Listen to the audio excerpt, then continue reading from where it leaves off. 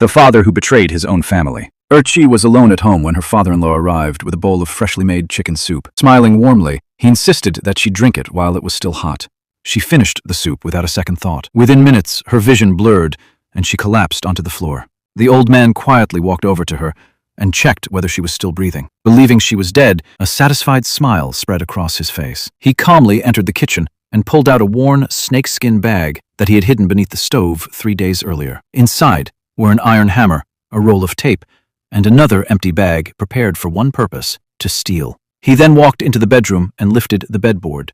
Hidden underneath was 80,000 yuan, the life savings of Urchi and her husband. The young couple had spent 2 long years saving that money. Urchi worked in a textile factory where her fingers were covered with cuts from handling scissors every day. She refused to buy even a small bottle of hand cream to save money.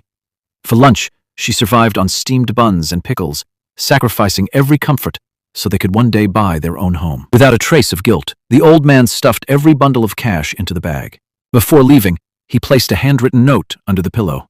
"I left to escape my debts. I took the money. If I win, I'll pay you back." Then he walked away, leaving Urchi unconscious on the cold tile floor. Around 3 o'clock that afternoon, a neighbor came to borrow some soy sauce. After knocking several times without receiving an answer, the neighbor looked through the window and saw Urchi lying motionless on the floor.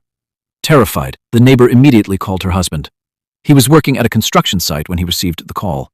His hands trembled as he rushed home. The moment he entered the house, he saw his wife lying pale and unconscious.